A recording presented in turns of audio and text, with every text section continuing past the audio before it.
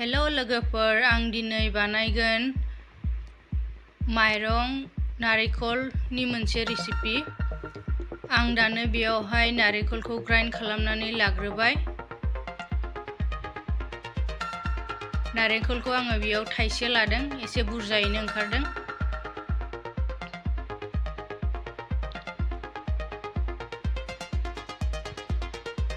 माइरंखौबो आङो बिदिनो गुन्दै खालामनानै लागोन। माइरंखौ आङो सिगांनो सुनानैहाय पेनाव फोराननानै लाखादों। दानो माइरंखौ आङो ग्राइन्ड खालामसिगोन।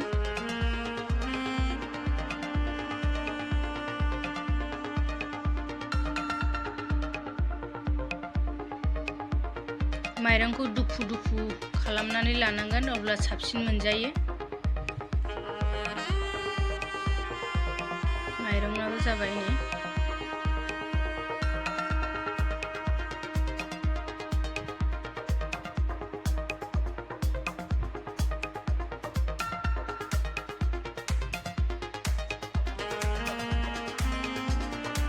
दानो बेयावहाय आधा खुरै सिनि लगायनानै लाबाय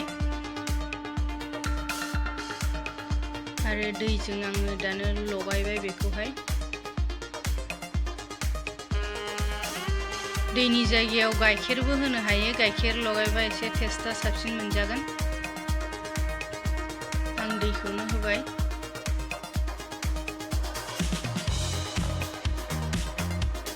दानो नारेंखलखौ आङो होनोसै। नारेंखला एसे बांसिन जादों, आं बेयाव एसे लाखिनोसै। नारेंखलखौ बांद्राय होयोबा बे रेसिपिया गावो।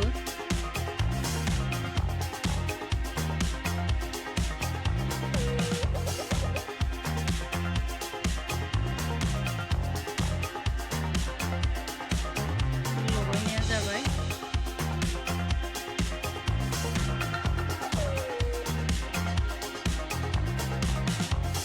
बेखौ आङो 10 मिनिटनि थाखाय दसे खोबहाबनानै दोनबाय।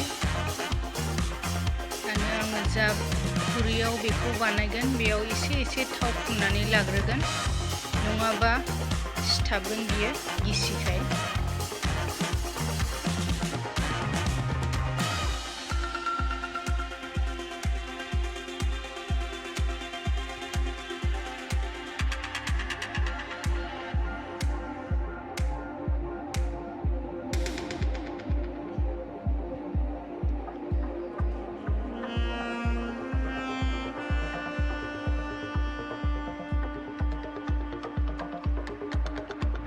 थाव फुननाया जाबाय। दानो आङो बेयावहाय एसे बुगानायनि थाखाय इन' आधा पेकेटखौ होगोन।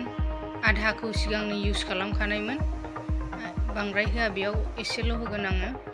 मानो होनबा नारेंखल दंखायो, नारेंखलानो एसे फिथाखौ गुरै खालामखायो। दा इन'खौ गलिहोनो थाखाय आङो एसे दै सायाव होदों।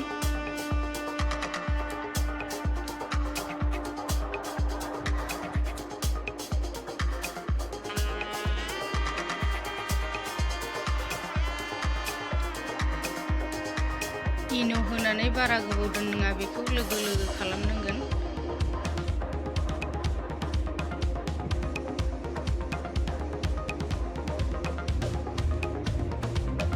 आङो बेखौ आधाल' होगोन।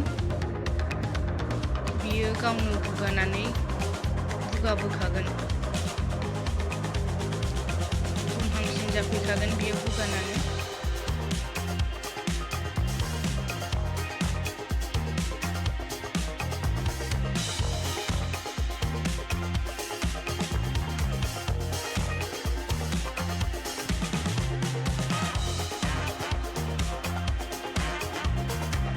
खुरैयाव होनाया जाबाय। आङो दैखौ सिगांनो जाननानै दोनखादों। दैयाबो गोदौबाय। दानो बेयाव स्टेन्ड मोनसे होनानै आङो खुरैखौहाय बेयावहाय बहायनानै स्टिम खालामगोन बेखौ।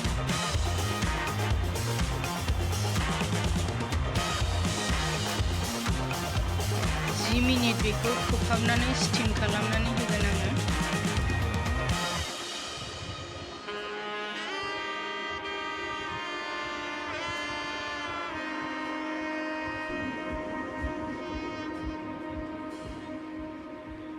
10 मिनिट खोबहाबबाय 10 मिनिटनि उनाव दानो नायनि मा जाखो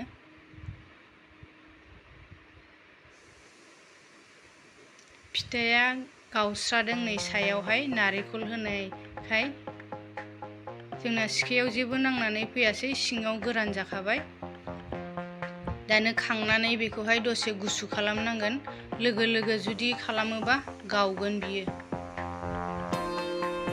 जेब्ला खुरैया गुसु जायो अब्ला एख'नांगोन बेखौ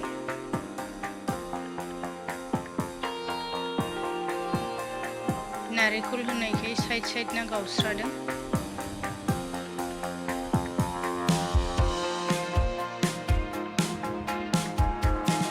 बेयावहाय बांसिन टेस्ट मोनजानोबा बादाम सादाम बेफोरखौहाय ड्राइ फ्रुट्सखौ